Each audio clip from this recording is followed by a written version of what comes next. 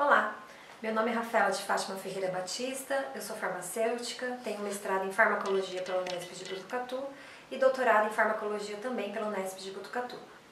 Estou aqui para apresentar parte da minha tese de doutorado. Este trabalho foi publicado na revista Arquivos Brasileiros de Cardiologia e foi um dos melhores trabalhos publicados no ano de 2014, melhor artigo original. Então eu vou explicar um pouquinho dele para vocês. O trabalho é intitulado como estresse isolado ou associado com etanol induz liberação de prostanoides via alfa-2-adrenoceptor em aorta de ratos. Esse trabalho teve a colaboração de outros professores, a doutora Elane de Fátima Taipeiro, da Faculdade de Medicina de Marília, professora doutora Regina Helena de Queiroz, da USP de Ribeirão, professor doutor Aguinaldo Bruno Chies, da Faculdade de Medicina de Marília, FAMEMA, e minha orientadora, a professora doutora Sandra Cordelini, da Unesp de Botucatu. As doenças cardiovasculares matam anualmente 17 milhões de pessoas em todo o mundo, sendo consideradas principais causas de morte, particularmente no Brasil, Venezuela e Colômbia, representando 20 a 30% do total de óbitos.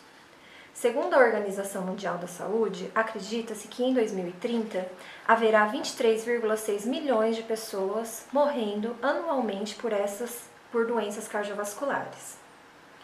Diversos são os fatores de risco para o sistema cardiovascular, dentre eles o consumo de etanol e a exposição ao estresse. Assim, o etanol e o estresse podem afetar diversos órgãos e sistemas, dentre eles o sistema imunológico, o sistema reprodutor e também o trato digestório. Entretanto, o sistema mais afetado nessas condições é o sistema cardiovascular. 3,3 bilhões de indivíduos morrem anualmente devido ao consumo de bebidas alcoólicas, representando 5,9% de todas as mortes. Dados epidemiológicos relacionados ao etanol revelam que ele é considerado um problema de saúde pública, sendo a droga mais consumida no mundo, onde 5,1% das doenças globais é atribuída ao consumo deste. No Brasil, 12,3% da população tem problemas com etanol, no que se diz respeito à dependência. O etanol se constitui num fator de risco cardiovascular independente.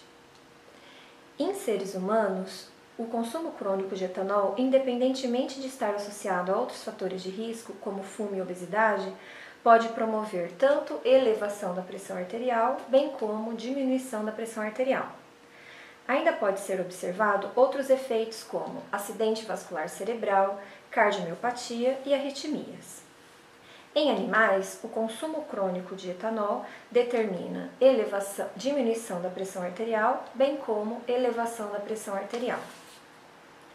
Diversos são os mecanismos celulares sensíveis ao consumo de etanol, por exemplo, a L-arginina óxido nítrico, onde o consumo de etanol pode determinar aumento na produção de óxido nítrico, aumento na expressão da óxido nítrico sintase endotelial, aumento da resposta de acetilcolina, aumento dos níveis de proteínas da óxido nítrico sintase induzível, aumento da produção de óxido nítrico pelo núcleo trato solitário no sistema nervoso central, e em conjunto essas alterações poderiam explicar a diminuição da pressão arterial observada em animais nessas condições. Uma importante estrutura vascular são as células endoteliais. Estas são altamente sensíveis ao consumo de etanol. Assim, baixas concentrações de etanol aumentam a produção de óxido nítrico e proliferação celular, aumentando a função protetora do endotélio. Entretanto, altas concentrações de etanol determinam diminuição de óxido nítrico e proliferação celular, causando então um prejuízo sobre a função do endotélio, o que poderia explicar o aumento da pressão arterial também observado após o consumo crônico de etanol. Além de prejuízo sobre o endotélio, outros mecanismos também estão envolvidos no aumento de pressão arterial, como por exemplo a L-arginina, na qual observa-se redução da regulação da óxido nítrico sintase endotelial, aumento da inflamação aórtica, depressão dos níveis de óxido nítrico, diminuição da resposta de acetilcolina, Alterações hormonais, como liberação de endotelina 1 e 2, aumento dos níveis de catecolaminas e de cortisol, e também no metabolismo de cálcio é observado aumento de resposta à fenilefrina, aumento de cálcio intracelular e aumento do influxo de cálcio extracelular. Ainda outros mecanismos podem estar envolvidos na elevação da pressão arterial, como disfunção dos barorreflexos, diminuindo a sua sensibilidade, sistema renina-angiotensina, aumentando os níveis de angiotensina 2 de renina plasmática,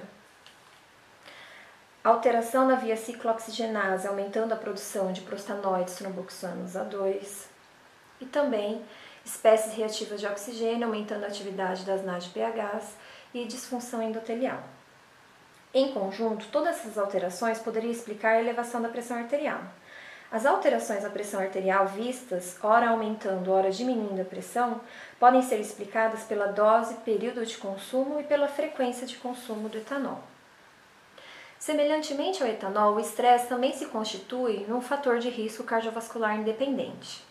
No entanto, o estresse é essencial para a sobrevivência e a resposta ao estresse é parte integrante do sistema biológico adaptativo.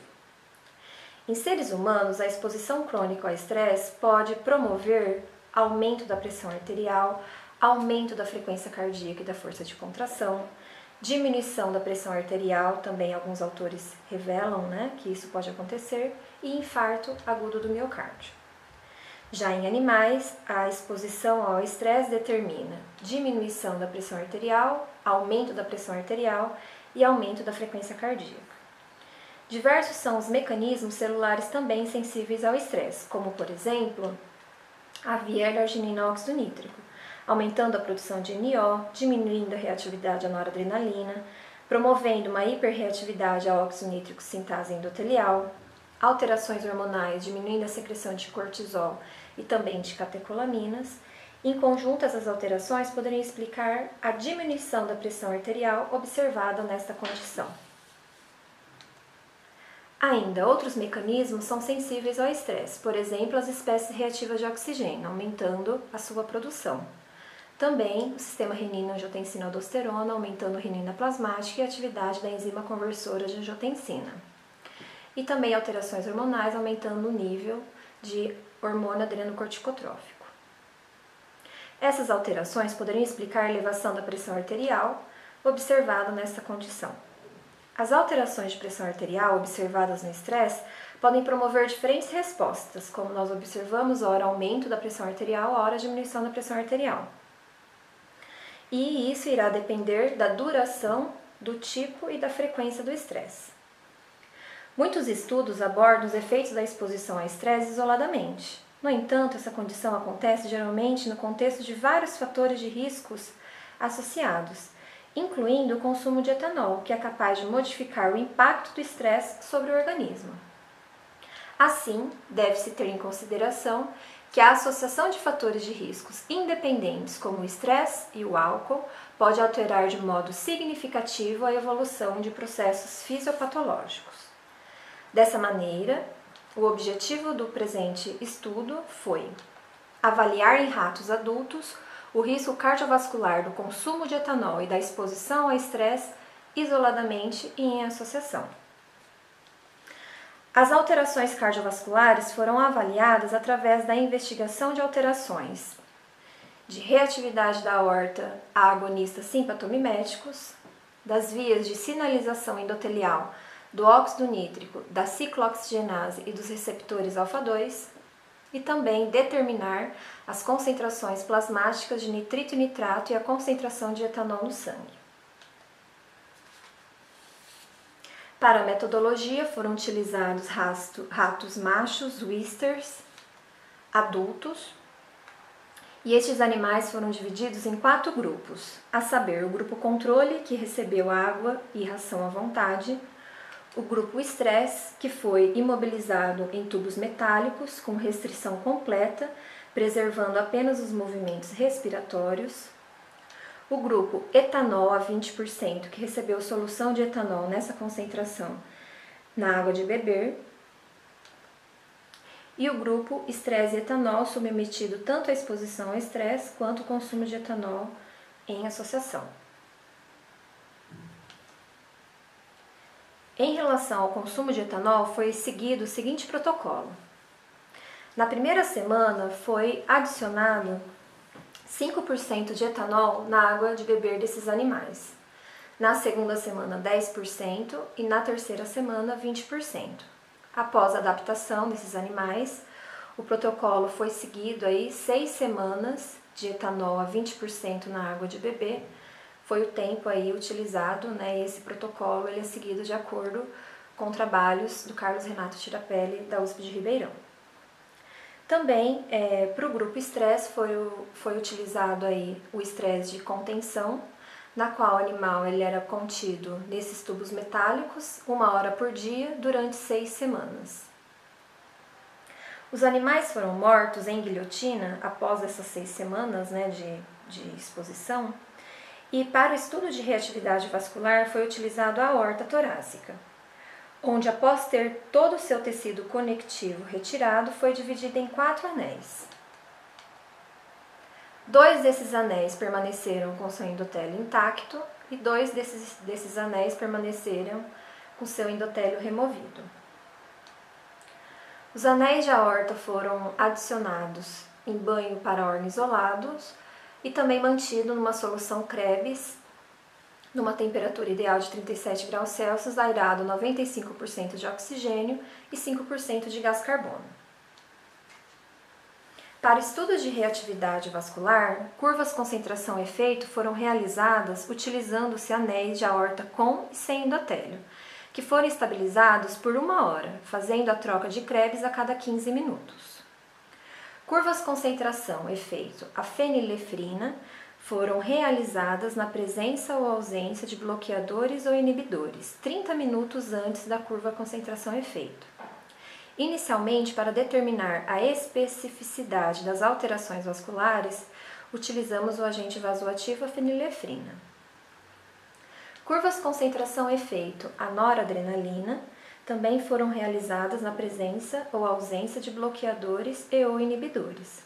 E para investigar possíveis alterações na via arginina, curvas concentração-efeito a noradrenalina na presença do L-NAME foram realizadas. Né? O L-NAME é o inibidor não seletivo da óxido nítrico sintase. De modo a avaliar possíveis alterações nos receptores alfa-2 adrenérgicos, foram realizadas curvas concentração-efeito a noradrenalina na presença de ioimbina. E, para estudar o envolvimento da via ciclooxigenase, utilizou-se o inibidor da COX, a indometacina. Agora eu passarei a descrever os resultados do presente trabalho. Bom, foi determinado o nitrito e nitrato a partir da reação de Gris. E a concentração plasmática de nitrito e nitrato pela reação de Gris não foi observada em qualquer diferença significativa entre os diferentes grupos experimentais.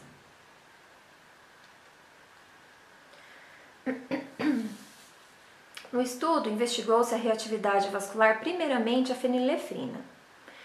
Em abscissa, temos a concentração molar dos diferentes agonistas.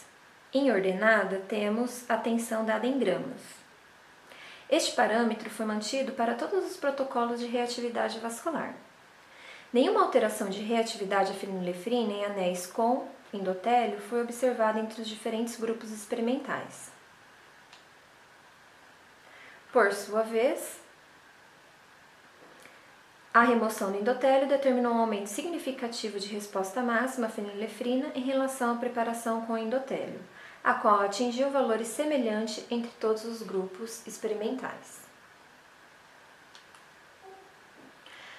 As respostas vasoconstritoras evocadas pela noradrenalina foram investigadas em anéis de aorta com endotélio, na ausência ou presença de L-NAME, indometacina e ioimbina.